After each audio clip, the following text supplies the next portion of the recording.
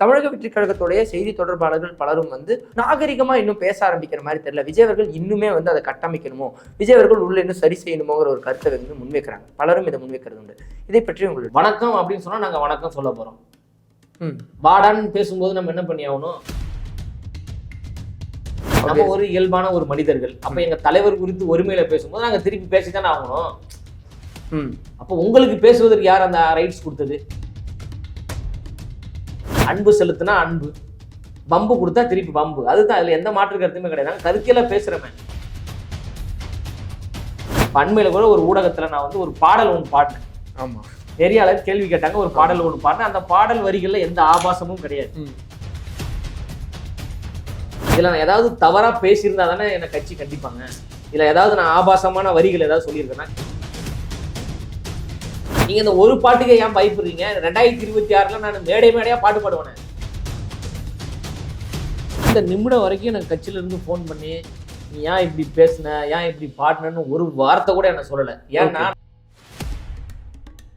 அவங்க என்ன நினைச்சிட்டாங்க, என்னை கேலி செய்கிறோம், விமர்சிக்கிறோம் அப்படின்ற பேர்ல வெளிப்படையா சொல்ற நம்ம பயங்கர பிரம்மாண்ட நீங்க ஒரு பாடலுக்கே இப்படி ட்ரோல் செய்து விமர்சிக்கிறீங்க. இன்னும் பல லட்சக்கணக்கான பாடல்கள் வரப்போகுது. என்ன பண்ண போறீங்கன்னு தெரியல. அவளோடு எதிர்பார்த்து காத்து கொண்டே இருங்க. இப்ப தேர்தல் பத்திரம் மூலமாக 650 கோடி பணம் வாங்கியிருக்கிறாங்க திமுக அரசாங்கம். அது குறித்து ஏன் இந்த மூத்த பத்திரிகையாளர் யாரும் வாய் திறந்து பேசவே மாட்டேன்றாங்க? ஏன் பயம்? எதற்காக பதட்டம்? நாங்க 2026 தானே வரப்போறோம். அதுக்கு முன்னாடி ஏன் நீங்க பயப்படுறீங்க?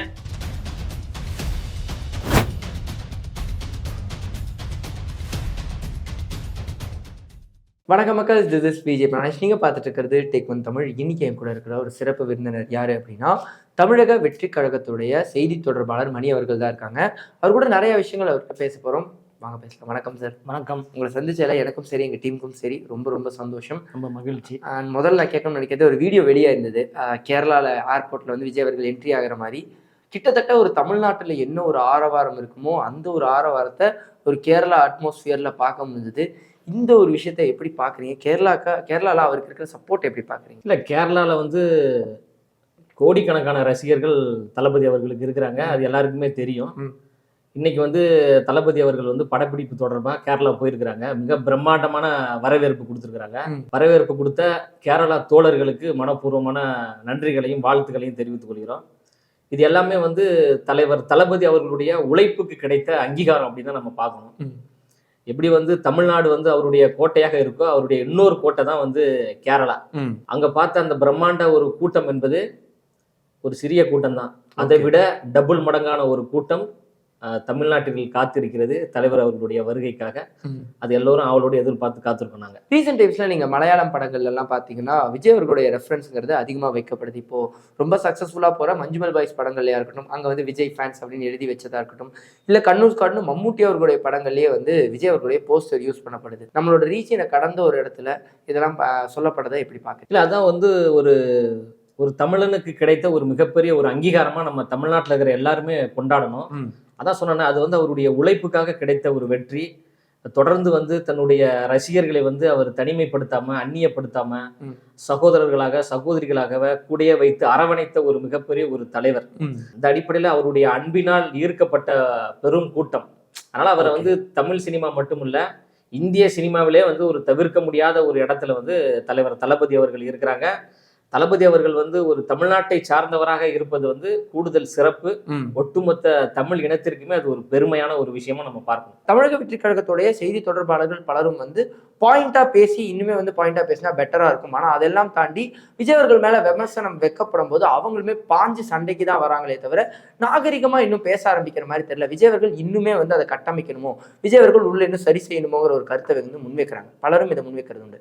இதை பற்றி உங்களுடைய யாரும் ஒருமையிலேயோ அவதூறாகவோ ஆபாசமாகவோ நாங்க யாரும் பேசல. அதாவது எங்களுடைய எதிரிகள் தான், நாங்க யாரும் எதிரியும் பாக்குறது இல்லை. ஆனா அவங்க எங்களை அப்படி பாக்குறாங்க. எங்களுடைய எதிரிகள் தான் தீர்மானிக்கிறார்கள் நாங்கள் என்ன ஆயுதத்தை கையில் எடுக்க வேண்டும் என்று. வணக்கம் அப்படின்னு சொன்னா நாங்க வணக்கம் சொல்ல போறோம். வாடான்னு பேசும்போது நம்ம என்ன பண்ணி ஆகணும்? ஒரு முறை நம்ம மௌனமா இருப்போம், 2 முறை மௌனமா இருப்போம், 3வது முறை மௌனமா இருப்போம். திரும்ப திரும்ப அவதூறுகளையும் ஆபாசமா பேசும்போது என்ன ஆகும்? நம்ம ஒரு இயல்பான ஒரு மனிதர்கள். அப்ப எங்க தலைவர் குறித்து ஒருமையில பேசும்போது நாங்க திருப்பி பேசித்தானே ஆகணும். அப்போ உங்களுக்கு பேசுவதற்கு யார் அந்த ரைட்ஸ் கொடுத்தது? இப்போ மூத்த பத்திரிகையாளராக உட்காந்துக்கிறீங்க, மூத்த சமூக செயல்பாட்டாளராக ஊடகத்துல உட்காந்து தலைவர் அவர்களை ஒருமையில பேசுறது, அவதூறா பேசுறது, ஆபாசமா பேசுறது, ஏதாவது ஒரு நடிகையோடு தொடர்பு படுத்தி பேசுறது, அப்ப நீங்க பேசுறதெல்லாம் சரியா? ஓகே. அப்போ உங்க வாயிலிருந்து என்ன வார்த்தைகள் வருதோ அந்த வார்த்தை வந்து எங்களுக்கு மகிழ்ச்சியை கொடுத்தா நாங்க திருப்பி மகிழ்ச்சியை கொடுப்போம். உங்கள் வாயிலிருந்து வரக்கூடிய வார்த்தை வன்மத்தை கொடுத்தால் நாங்கள் திருப்பி வன்மத்தை தான் கொடுப்போம். அன்பு செலுத்தினா அன்பு, வம்பு கொடுத்தா திருப்பி வம்பு. அதுதான், அதுல எந்த மாற்று கருத்துமே கிடையாது. நாங்கள் கருத்தியலா பேசுறோமே. சமூக நீதினா என்ன, சமத்துவம்னா என்ன, ஜனநாயகம்னா என்ன, அண்ணல் அம்பேத்கர்னா யாரு, தந்தை பெரியார் அவர்கள் யாரு, மாநில சுயாட்சினா என்ன, இடஒதுக்கீடுனா என்ன, சமத்துவம்னா என்ன, நம்ம பேசுறதுக்கு தயாரா இருக்கிறோம். வாங்க பேசுவோம். இப்ப தேர்தல் பத்திரம் மூலமாக 650 கோடி பணம் வாங்கியிருக்கிறாங்க திமுக அரசாங்கம். அது குறித்து ஏன் இந்த மூத்த பத்திரிகையாளர் யாரும் வாய் திறந்து பேசவே மாட்டேன்றாங்க? இப்ப சூதாட்டம் வந்து தடை செய்யப்பட்டிருக்குங்க தமிழ்நாட்டுல. ரம்மி போன்ற சூதாட்டத்தை தடை செய்கிறோம்ன்றாங்க. அந்த சூதாட்டத்தை நடத்தக்கூடிய ஒரு நிறுவனமே வந்து 500 கோடி திமுக அரசுக்கு கொடுத்துருக்காங்க. அப்ப அது குறித்து ஏன் எந்த மூத்த பத்திரிகையாளரும் வாய் திறந்தே பேச மாட்டேன்றீங்க? எங்களை ட்ரோல் செய்வதற்கும், எங்களை விமர்சிப்பதற்கும், எங்க கட்சியை விமர்சிப்பதற்கும், எங்க தலைவர் அவர்களை விமர்சிப்பதற்கும் உங்களுக்கு நேரம் இருக்குல்ல? இது குறித்து பேசுங்க. ஏன் பிஜேபி அரசு வந்து 7000 கோடி எப்படி தேர்தல் பத்திரம் மூலம் வாங்கினாங்க? அதுல 1300 கோடியே வந்து மார்டின் அப்படின்ற ஒரு நபரிடம் இருந்து வாங்கியிருக்கிறாங்களே அப்படின்னு அது குறித்து பேசலாம்ல. ஸ்டூபிட்னா என்னங்க தமிழ்ல? முட்டாள். ஸ்டூபிட்னா முட்டாள்.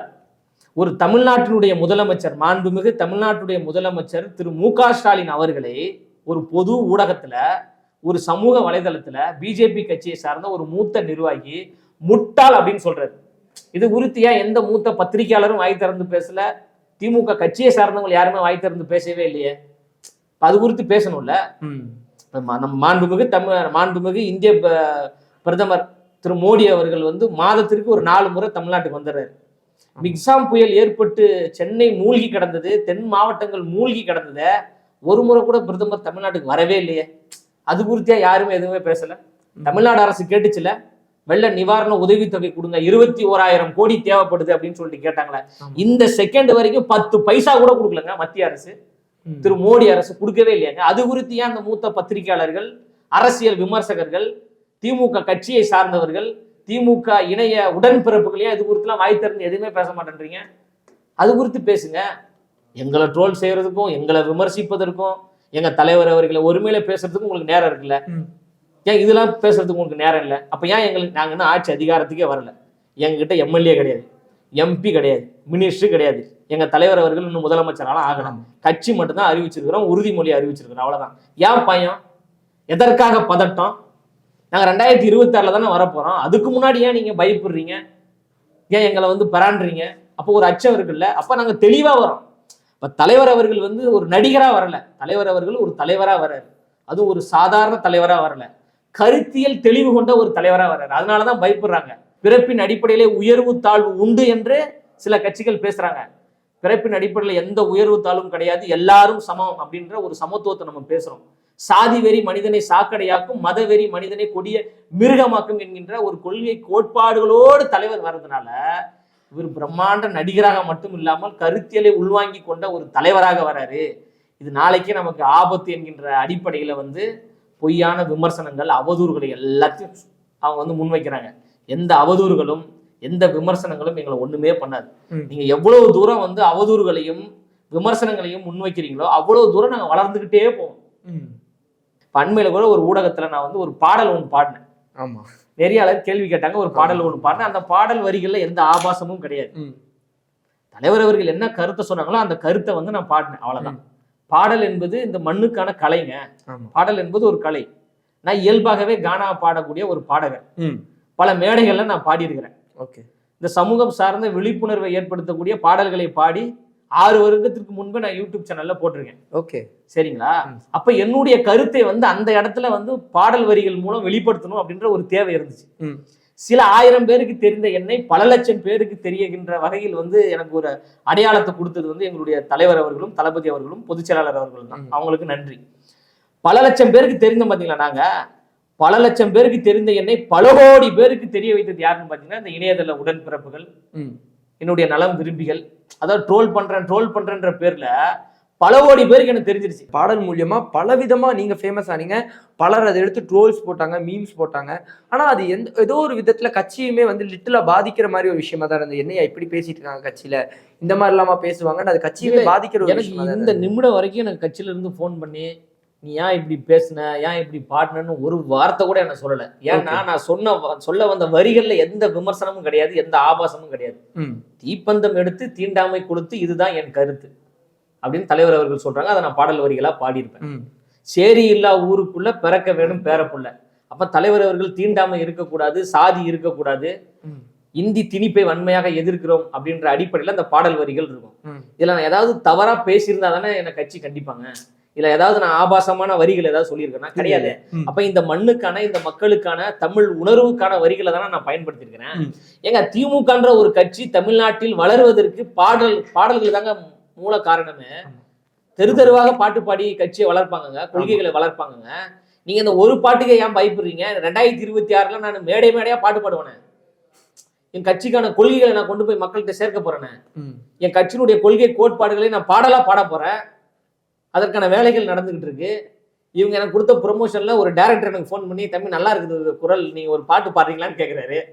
புரியுதுங்களா? நல்ல விஷயமா இருக்கு. எந்த அளவுக்கு எனக்கு விளம்பரப்படுத்திருக்காங்க பாருங்க.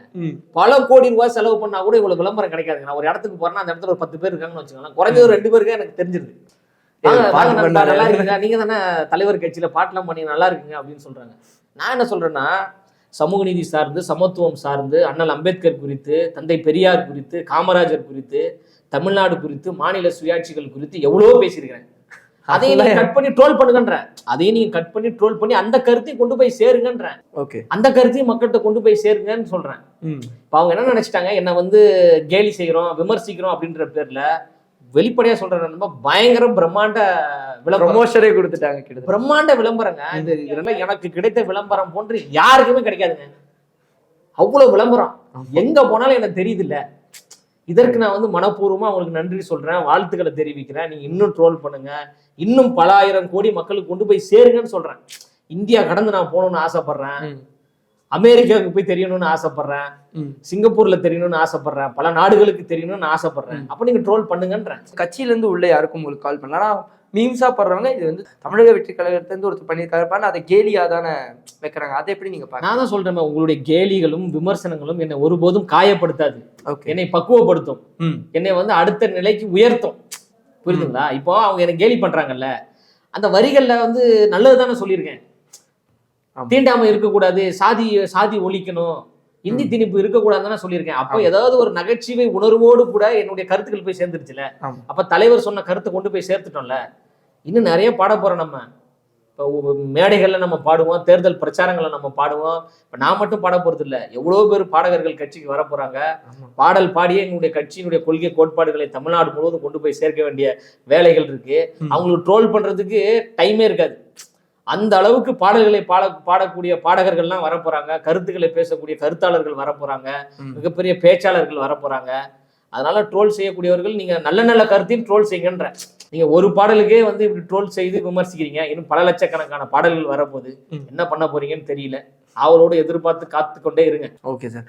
அண்ட் அவர் விஜய் அவர்கள் வந்து வீடு கட்டி கொடுக்க போறாருங்கிற ஒரு ஸ்கீம் அனௌன்ஸ் பண்ணும்போது பலரும் அதை வந்து பெருமையா சொன்னாங்க, பலர் அதுக்கு பாராட்டுகள் தெரிவிச்சாங்க, பலர் சந்தோஷப்பட்டாங்க. ஆனா அதெல்லாம் கடந்து அந்த வீடு கட்டி கொடுத்ததோட போட்டோஸ் வந்ததுக்கு அப்புறம், அதை கட் பண்ற மாதிரியான போட்டோஸ் வந்ததுக்கு அப்புறம் பலவிதமான விமர்சனங்கள் வைக்கப்பட்டது. சிலர்லாம் வந்து இது பாத்ரூமா இருக்கு, இதே எது கட்டி கொடுக்கணும் அப்படின்னு. இப்படி செஞ்சது வந்து செய்யாமலே இருக்கிறதுக்கு சம்பந்தானங்கிற ஒரு கேள்வி வைக்கப்படுது. இது என்ன பதில்? இல்ல, ஒரு தெளிவுபடுத்த வேண்டிய ஒரு விஷயம் இருக்கு எனக்கு. அதாவது இந்த வீடு என்பது தளபதி அவர்கள் கட்டி கொடுத்த வீடே கிடையாது. ஓகே. அதாவது அண்மையில வந்து மிக்ஸாம் புயல்னு ஒரு கொடூரமான ஒரு புயல் வந்து நிறைய வாழ்வாதாரங்கள் பாதிக்கப்பட்டு, பொருளாதாரங்கள் பாதிக்கப்பட்டு, உயிரிழப்புகள்லாம் ஏற்பட்டது. அந்த இதுல வந்து கும்முடிப்பூண்டி பகுதியில வந்து வாழக்கூடிய மிக ஏழ்மையான குடும்பத்தை சார்ந்தவங்க அவங்க எல்லாருமே கூரை வீடு. அடிச்ச புயல்ல வந்து அந்த கூரைகள் எல்லாம் போய் செவரெல்லாம் இடிந்து விழுந்து வீடே இல்லாம வீதிகள்ல படுத்திருந்தாங்க.